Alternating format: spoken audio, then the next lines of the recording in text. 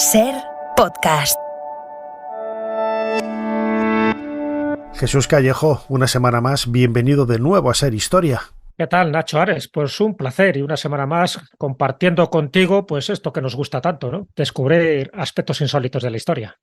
Y en esta ocasión viajamos a Egipto. Habrá que meter león también con alguna excusa, pero viajamos a Egipto a conocer una gran mujer que se hizo muy popular por la película de Amenábar hace casi 15 años, pero que bueno, pues tiene méritos sobrados, ¿no?, para que se hable de ella más allá de la película. Curiosamente, en el primer programa de Ser Historia, el año 2009, en octubre de 2009, hablamos de ella con Guillermo Díaz, que también va a estar con nosotros. Insisto, una mujer extraordinaria, ¿no es así? Extraordinaria. Y mira, has citado a Guillermo Díaz, que luego escucharemos su voz, en ese libro que él escribió, que se titula así, Hipatia de Alejandría, del 2009. Yo tuve el honor de hacer el prólogo y creo que tú hiciste el epílogo, con lo cual estamos unidos ahí también por esta mujer desde hace ya bastante tiempo, porque eso sirvió un poco para ahondar también en su vida, en su biografía. Y desde luego el libro de Guillermo, por lo menos hasta aquel momento, era lo más completo que se había escrito sobre Hipatia. Y además desmontando, ¿no?, algunos mitos que se habían dicho sobre ella, en concreto, por ejemplo, la fecha de nacimiento. Hoy se sabe que ella nació en el 355 y que muere en el 415, que quiere decir que cuando muere no tenía la edad de la película de Amenábar, tan jovencilla, sino que tenía 60 años. Es decir, que hay muchas cosas que luego se han ido intercalando en su biografía que no son exactamente correctas, pero lo que sí es correcto es reivindicar a esta mujer como una de las mayores científicas que ha habido a lo largo de la historia. Nos dicen que es la primera, ya sabes que esto de decir la primera, en fin, todo es muy relativo, ¿no? Pero sí está claro que ella tuvo unas aportaciones fundamentales en el mundo de la matemática, de la astronomía, de la filosofía. Hombre, de tal palo tal astilla. Su padre era Teón y Teón fue el último director del Museo de Alejandría, que no de la biblioteca como tal, porque por entonces la biblioteca pues ya había sido destruida en varias ocasiones y quedaba lo que quedaba. Pero ser director del museo, que además te nombraba directamente el emperador, quiere decir que su padre ocupaba uno de los cargos más importantes de aquella Alejandría, ¿no? De esa Alejandría ya del siglo IV, una Alejandría bastante complicada y sobre todo de inicios del siglo V. Y en ese ambiente filosófico, astronómico, científico es en el que se mueve Hipatia y en algunos casos, dicen biógrafos como Guillermo Díaz, que pudo haber superado perfectamente al padre. Y eso que el padre era una lumbrera y posiblemente uno de los hombres más sabios que había, no solo en el Egipto de aquella época, sino en todo el orbe occidental. Claro, hay que pensar que estamos en un mundo de hombres en donde la presencia de la mujer, y más en ese marco, ¿no?, de la religiosidad del cristianismo, que en aquella época, pues con la supuesta llegada de San Marcos a Egipto en el siglo I y el nacimiento de la iglesia alejandrina, bueno, pues tuvo muchísimos, podríamos decir casi que enemigos, ¿no?, en el sentido de que la mujer era un elemento discordante e incómodo para los hombres. Sí, más si encima eras lista. Fue el caso de Hipatia, que daba sopas con onda pues a prácticamente a todos los que tenía alrededor. De hecho, ya tuvo muchísimos discípulos tanto paganos como cristianos, que eso es importante tenerlo en cuenta. Ella, evidentemente, era pagana porque nunca formó parte de la iglesia cristiana, pero nunca tuvo ningún problema en aceptar cualquier discípulo, cualquier estudiante procediera de otras latitudes o tuviera otro tipo de creencias. Ella era muy tolerante, muy abierta en ese sentido. Eso queda claro, ¿no?, en las distintas biografías que se han hecho sobre ella. Bueno, el problema que tuvo Hipatia es que vivió en una época posiblemente la peor época de Alejandría. Alejandría fue el emporio de la sabiduría, del mundo culto, ¿no? A ver, ya sabemos perfectamente que la biblioteca de Alejandría, junto con la de Constantinopla o con la de Pérgamo, pues fueron de las mejores bibliotecas que hubo en la antigüedad. El que fuera destruida fue realmente un trauma para todos, ¿no?, los que nos gusta conocer el pasado de nuestra humanidad. Pero claro, la época en la que vive ella por ejemplo, ocurre que en el 391 es cuando el cristianismo se declara ya como religión oficial. No con Constantino, se declara con Teodosio I.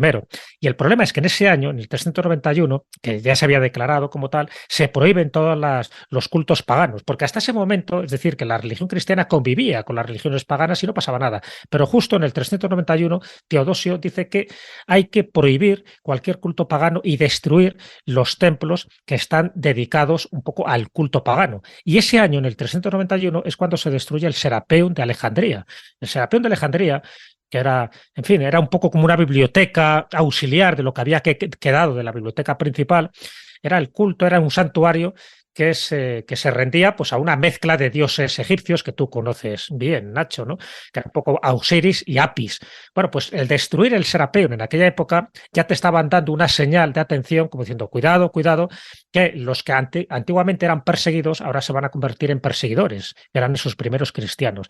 Y luego, en el 412 es cuando muere Teófilo, que era el patriarca y el obispo de Alejandría, y le sucede Cirilo. Y este Cirilo es el que también genera momentos de tensión en Alejandría y a la postre pues es lo que provoca también la muerte de Hipatia. Por eso digo que era un momento muy convulso en Alejandría donde deja de ser el emporio del saber, de la cultura y se convierte, por desgracia, pues en una ciudad más que fue luego reivindicado su saber por Constantinopla, que es cuando empieza a florecer.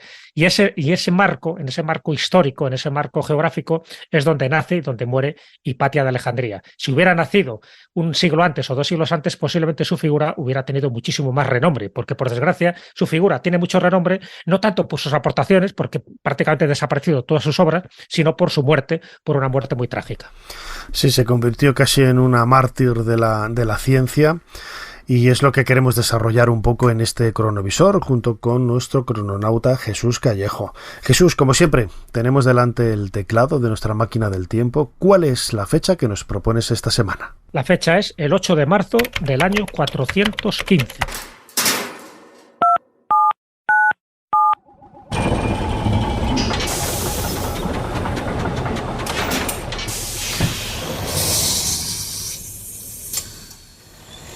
Adelante, pasen. Jesús Callejo les está esperando junto al cronovisor.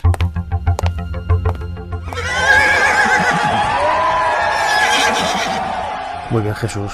Cuánta violencia. Esto no me gusta más. No me gusta más que otras veces, ¿eh? Sí, pero no nos queda más remedio. Tenemos que venir a este momento, porque es un momento histórico, es el momento de la muerte de Hipatia. Me hubiera gustado buscarte otro momento, pero primero, de otros momentos no tenemos la fecha tan exacta. No hubiera sido tan violento, pero también es verdad que este momento es el que hace Hipatia sea reivindicada por muchísima gente, incluso por los propios cristianos, que no estaban viendo con buenos ojos lo que está ocurriendo en este momento. Y lo contamos, por eso tenemos el cronovisor, porque lo que cuenta Alejandro Amenábar en Ágora, en la vida de Hipatia, cuando describe su muerte, no es exactamente cómo sabemos que ocurrió. Y lo sabemos cómo ocurrió porque Sócrates Escolástico, que fue coetáneo de Hipatia, sí lo cuenta en una de sus obras y por eso tenemos datos. Más o menos lo que estamos viendo, aquí bien parapetados, para que los parabolanos no nos descubran, lo que estamos viendo, estamos en plena Cuaresma, y por lo tanto en una fiesta ya religiosa católica, bueno, pues hay unos cuantos fanáticos, se calcula que puede haber 3 o 4 centenares de personas que van con hábitos negros y van encapuchados, que se acercan al carruaje de Hipatia. Ella va en una litera, en fin, con unos porteadores, que es normalmente pues el método de transporte que tenía en aquella época. No olvidemos que Hipatia formaba parte de la clase alta helenística, ¿vale? Entonces, bueno, pues su transporte pues era tan digno como la dignidad que ella ostentaba. Bueno, pues se acercan unos cuantos parabolanos. Los parabolanos eran esos cristianos primeros que, en fin, que tenían unos hábitos así muy curiosos y que se dedicaban a dar pan a los pobres y sobre todo a enterrar a aquellas personas pues que no tenían una tumba reconocida, se les enterraba en un lugar determinado. En fin, hacían labores sociales, pero es verdad que estaban muy fanatizados en aquel momento y sobre todo por las proclamas de Cirilo, del obispo de Alejandría. Bueno, se acercan a este carruaje donde va Hipatia. El cabecilla es un hombre al que denominan Pedro el lector, un parabolano, y se abalanzan sobre nuestra filósofa, la tiran del pelo, la sacan del carruaje, la arrastran por el suelo, la van arrastrando y golpeando varias calles hasta que la llevan al Cesarion. El Cesarion era un templo ahora religioso, pero que antiguamente fue dedicado al emperador Augusto tras la victoria que tuvo sobre Marco Antonio. Bueno, pues ahí la van gritando, la van apaleando, la van diciendo bruja, hija de Satán, furcia pagana. Fíjate un poco también qué apelativos la estaban dando a esta pobre mujer, a Hipatia. La llevan al Cesarion, allí la desnudan, la vuelven a golpear, y ahí con tejas, en fin, van partiendo tejas, y con las tejas están afiladas con la ostraca, que se llama, por cierto, las ostracas, que eran fragmentos de cerámica donde se colocaba el nombre a veces del condenado y se le exiliaba, de ahí viene lo de ostracismo, ¿vale? Claro, pero por la ostraca muchas veces se ha confundido pensando que en lugar de tejas que utilizaron para descuartizarla, se utilizaban conchas de moluscos. No, son tejas lo que utilizan como herramienta, como arma afilada, para despellejarla, en fin, una vez desnuda, en fin, maltratarla, torturarla de una forma tremenda. Imagínate la muerte que ella tuvo, hasta que acaba muriendo, ¿no? Pero acaba muriendo después de muchísimos minutos de maltratarla físicamente. Y luego la llevan al Cinarión, que era el crematorio, donde en una pira improvisada incineran sus restos. Es decir, una muerte atroz, una muerte que muchos cristianos no estaban viendo con buenos ojos, que luego se ha interpretado esta muerte, que ya digo, no se parece mucho a la de la película, pero muchos interpretaron esta muerte como una guerra entre el paganismo y el cristianismo. Y parece que nada más lejos de la realidad, Nacho, porque, y ahora entraremos un poco en detalles, más bien fue un conflicto político donde el obispo Cirilo pues las tuvo muy enconadas con Orestes, que era el prefecto de Roma, que es el que regía un poco como el gobernador de Alejandría, y evidentemente Hipatia estaba más a favor de Orestes que de Cirilo, que era un fanático religioso. Pues yo definiría a Hipatia como un ejemplo del trabajo bien hecho. Eso es lo que más me apasiona de esta mujer, y de rectitud y coherencia en una forma de vida y de muerte incluso. Era un elemento incómodo, muy incómodo. Hipatia de Alejandría, Hipatia pertenece a la clase alta de los helenos afincados en Egipto, y su modo de vida era muy asceta, era muy humilde, muy estricta. Chocaba muchísimo con las personas que pertenecían a su clase social, que estaban todo el día en bacanales, en juergas y dándose unas fiestas que Hipatia no veía con buenos ojos, y eso incomodaba, por supuesto. El padre de Hipatia, Teón, un matemático brillante, los estudiantes de matemáticas conocen el trabajo de Teón, era el director del museo, y el director del museo podemos decir sin temor a equivocarnos que era la autoridad cultural del mundo tardo antiguo, sin lugar a dudas. Era nombrado directamente por el emperador. O sea, era un tipo muy importante el padre de Hipatia. Yo creo que Hipatia de entrada lo que hereda es el neoplatonismo de su padre. Son seguidores de Platón con unos matices con respecto al platonismo clásico, por influencias del cristianismo sobre todo, y heredó la posibilidad de acceder al conocimiento mundial, porque es que tenían lo que iba quedando de la biblioteca, no quedaba la biblioteca famosa de Alejandría al completo, pero sí gran parte, y pues heredó es la posibilidad y la dinámica de estudio y de formación integral de su padre y del entorno de su padre. Yo estoy convencido de que Hipatia es un producto de Alejandría, absolutamente convencido. Es más, creo que en ninguna otra ciudad del mundo en aquel entonces se podían dar genios tan generales, tan humanistas. Hipatia toca todos los palos y con brillantez. Atenas, efectivamente, como bien dice Nacho, estaba ya en decadencia. Atenas era una capital de la filosofía, pero Alejandría era la capital del saber práctico, aunque en tiempos de Hipatia ya Constantinopla empieza a apuntar maneras. De hecho, Hipatia crece y se desarrolla en una Alejandría con una leve decadencia ya.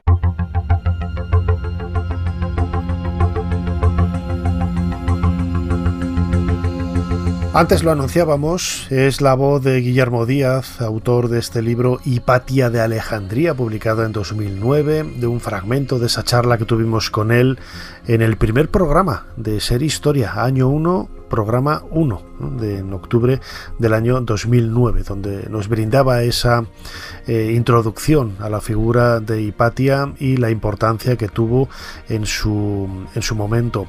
Jesús Callejo, hablabas antes de esa supuesta lucha, ¿no? Desde el punto de vista religioso, pero como sucede siempre, y lo vemos en la actualidad con gobiernos que abanderan en religiones de todo tipo, en Oriente Medio, en Oriente Próximo y en Europa y en América, siempre la política y la economía está por encima de las ideas religiosas, y es lo que hace que realmente pues estas ideas queden un poco en entredicho, ¿no?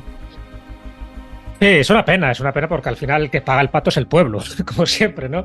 Esta disputa fue entre dirigentes políticos y religiosos, en este caso, en la parte religiosa la representaba Cirilo como patriarca de Alejandría, la parte civil, militar, la representaba Orestes, que era el legado imperial que había en aquella época. Pero claro, Orestes era un discípulo de Hipatia. Acuérdate que en esta época Hipatia ya tenía 60 años, ella era muy reconocida, era una gran maestra, y así reconocida con ese nombre, ¿no? Como maestra, diciendo que era una autoridad en todas las materias que ella impartía, que sobre todo eran matemáticas, que era astronomía y que era filosofía, aunque también impartía materias de adivinación como su padre, ¿no? Como Teón de Alejandría.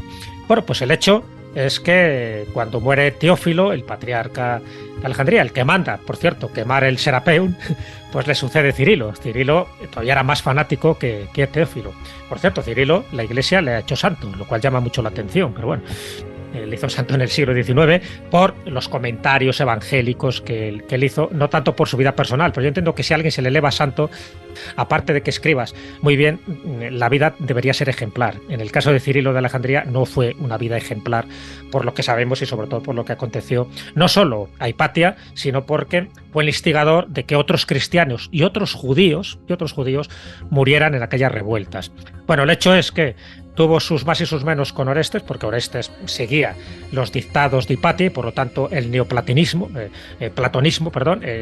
eran unas ideas que por entonces todavía estaban muy en bogas. En fin, a Platón y a Aristóteles se les respetaba mucho, pero el neoplatonismo, sabes que era la búsqueda de la verdad, la búsqueda del bien a través del método dialéctico, y eso es lo que hacía Hipatia. Y Orestes, como discípulo, pues seguía sus preceptos. Cuando luego le elevan al legado imperial, cuando va a Alejandría, pues te puedes imaginar que intenta protegerla. Eso no le gustó nada a Cirilo, que ya era el patriarca de Alejandría, no le gustó nada. Entonces, ¿qué es lo que él hace? Ya te digo, dentro de lo que dice Guillermo Díaz y lo que dicen otros biógrafos de nuestra científica favorita, que es Hipatia. Pues bueno, dice, la forma de hacer daño a Orestes es intentando quitarme de en medio a Hipatia, porque Hipatia, dentro de la fabulación que genera Cirilo, dice que Hipatia es una bruja que conoce las artes maléficas, que ha hecho un pacto con el demonio y que por lo tanto le tiene subyugado, le tiene como hipnotizado a Orestes. Y eso es lo que dice a los miembros, a los parabolanos, que son los que al final cometen este asesinato. Dice, bueno, si nos quitamos a Hipatia, pues ya Orestes no tiene esta misma influencia y por lo tanto conseguiremos imponer nuestros principios doctrinales y cristianos. Evidentemente, lo único que consigue con eso pues es generar mucho más odio, más controversia y generar que Alejandría pues pase a un segundo plano. Estamos hablando de Hipatia de Alejandría, pasa por ser una de las primeras mujeres científicas, ¿no? de la historia, filósofa, matemática, pues una verdadera crack en el momento, con todos los obstáculos que suponía ser mujer. Ella fue capaz de sortearlos con éxito, montar su propia escuela, y lo decías un poco antes, ¿no? Se la acusó de bruja, y en aquella época es curioso, ¿no? Porque la magia y la ciencia iban entrelazadas de una forma muy clara, ¿no? Muy sólida, y entonces eso también imagino, ¿no? Que este tipo de creencias dentro de la ignorancia, ¿no? que supone también muchas religiones, ese credo pues absolutamente entregado a unas ideas sin no ver el trasfondo que hay detrás de ellas, supuso, imagino, pues que más que la ciencia predominara la magia, ¿no? Para atacar a Hipatia. Sí, a ver, es por donde la podían atacar. O sea, Cirilo, si dice que es pagana, dice, vale, ¿qué? Paganos eran casi todos en aquella época. Los cristianos era un grupo más reducido. Por ahí no iba a surtir efecto. Entonces, pero si tú la acusas a esta mujer de bruja, de que ha hecho pactos con el diablo, de que ha hecho un hechizo a Orestes, pues claro, la gente se empezó a exaltar, ¿no? Pensando que estaban ante una sicaria del diablo. Esto es algo que se ha utilizado, ¿no? En aquella época. De hecho, se considera que es un poco como la primera caza de brujas antes de que la caza de brujas fuera oficial ya en la época del Renacimiento. O sea, que de alguna forma se la está acusando de algo que no era, evidentemente, que no era bruja ni era hechicera, pero se la está acusando de algo para quitarla del medio y que también sirve para enaltecer, ¿no? las ansias y el fanatismo de muchas personas. Es verdad que ella, igual que su padre, igual que Teón de Alejandría, sí conocía las artes mágicas, ¿vale? Porque ya sabes que antes la astronomía y la astrología iban de la mano. O sea, el conocer los astros también servía para conocer un poco lo que llamamos el zodíaco y para hacer predicciones. Tanto su padre como Hipatia se sabe que hacían predicciones, hacían adivinaciones, ¿vale? Pero de eso a caer en la brujería hay todo un trecho, ¿no? Es verdad que su padre, por ejemplo, se fijaba mucho en las señales, en los signos de la naturaleza, sobre todo en el vuelo de los pájaros, en fin, en la forma de las nubes. Teón de Alejandría tiene una obra que se titula Sobre las señales y el examen de los pájaros y el granido de los cuervos. Claro, te está diciendo, es una especie de agorero de los augures, ¿no? Te está diciendo cómo a través de estas señales tú puedes predecir lo que va a ocurrir con el tiempo o lo que va a ocurrir a lo mejor con determinadas personas. Eso Hipatia lo hereda. Es verdad que no está tan metida en esas ciencias ocultas como estaba metido su padre, y ya te digo que su padre era una luminaria, es decir, que era una persona que tenía un coco muy bien arreglado y una mente muy equilibrada. Pero es que es lo que se llevaba en aquella época. Pero cuando llega el cristianismo, que empieza a considerar que estos son supersticiones y adorar a estos dioses paganos como a Serapis, pues era un poco menos que una herejía, pues es donde utilizan todo este tipo de recursos. Pero está claro que ella utilizaba ciertas tácticas adivinatorias. Ella conocía las matemáticas, por lo tanto se sabía que hacía como determinados cálculos numéricos para predecir determinados acontecimientos, pero que eso estaba bien visto en aquel momento, ¿no?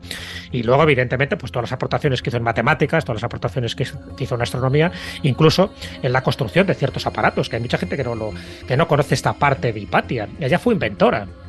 Ella mejoró, por ejemplo, los astrolabios. Ella hizo un planisferio celeste, en fin, que parece que era la envidia, ¿no?, de la época.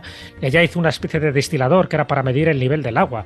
Ella creó un anticipo de lo que sería el aerómetro. Ella hizo un hidrómetro también, el hidrómetro que servía para pesar líquidos y para ver la densidad relativa que tenían estos líquidos. Es decir, que ella fue una gran artífice de este instrumental científico, que por desgracia desapareció cuando fue desapareciendo el Serapeno y como fue desapareciendo el museo y desapareció también la biblioteca. La biblioteca de Alejandría, que era esa guinda, ¿no?, que demostraba que la ciudad egipcia había sido durante muchísimos siglos cuna del conocimiento, del pensamiento, de la investigación, de la ciencia, en definitiva. Había sustituido, ¿no?, a la Atenas clásica. Alejandría tomó su lugar e Hipatia es quizá uno de esos últimos baluartes, ¿no?, del mundo científico alejandrino, del mundo antiguo, no solamente por todos esos logros que tú decías ahora, Jesús, sino también por, lo comentaba yo antes, ¿no?, crear una escuela con seguidores, enseñar a una nueva generación de gente más joven ese tipo de elementos científicos a los que, imagino, habría hombres y mujeres. Para las mujeres ya era de por sí complicado, pero para los hombres que tuvieran a una maestra en vez de un maestro también debió de ser duro, ¿no?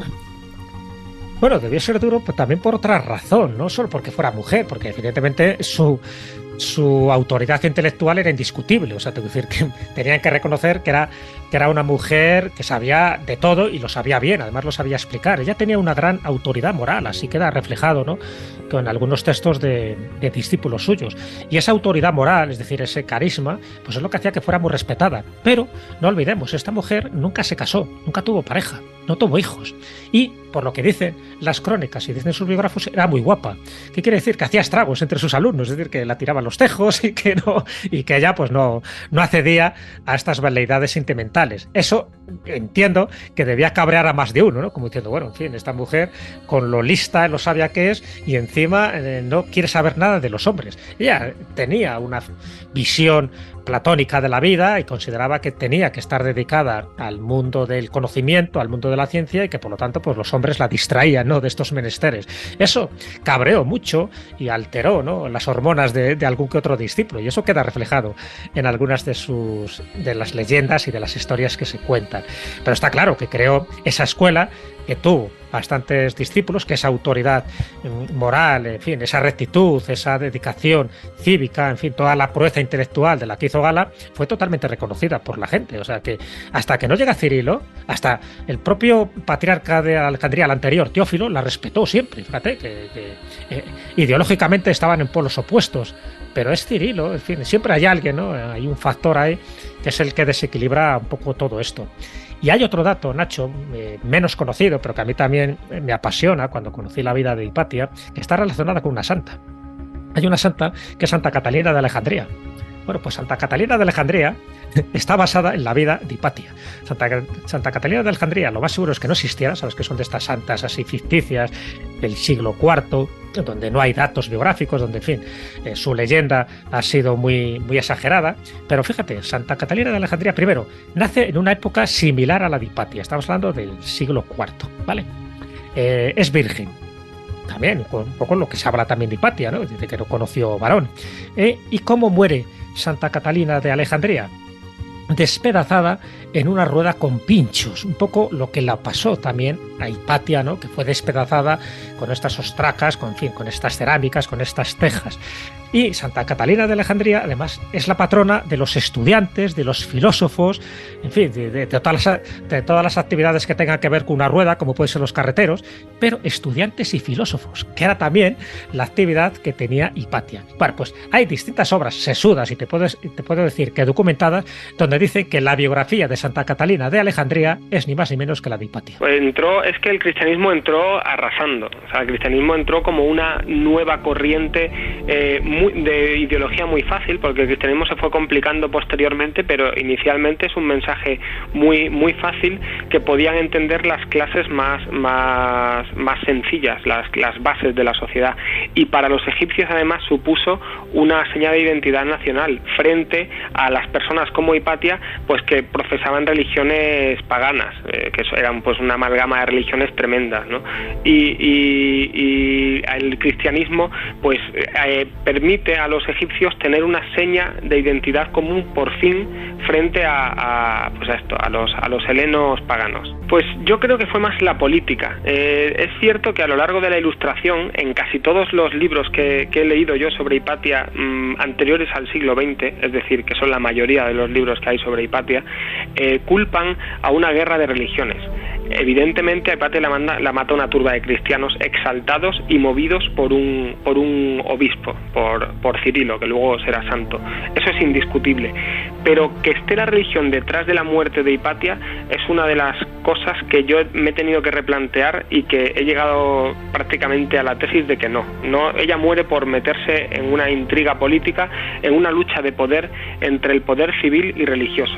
Es decir, Hipatia efectivamente es asesinada por los cristianos y abanderando la ideología cristiana, pero si hubiesen sido, pues no sé, zoroastristas, o hubiesen sido pues ya con el paso del tiempo islamistas, pues la hubiesen matado igual, porque realmente ella es la víctima de una intriga política, una lucha entre el obispo y el gobernador de la ciudad, Orestes. Es muy probable que fuese un ambiente convulso. Aparte me parece que es una comparación muy brillante, Nacho. Me parece creo que has dado en el clavo, sí. De hecho, Alejandría es una ciudad que cuando empieza a terminar la antigüedad y comienza la Edad Media, tiene una revolución tras otra, sin parar, revoluciones sangrientas, sin parar, y con la religión detrás de casi todo, porque están los arrianistas, los novacianos, los medio seguidores de Arriano, porque el arrianismo tuvo hasta 4 tendencias diferentes, o sea que, y matándose unos a otros. Eso fue tremendo. Los judíos también provocaban levantamientos. Los paganos fueron los que menos, porque de entrada porque no tenían una señal de identidad nacional, y Jerusalén, pues sí, es que lo que le está pasando a Jerusalén ahora.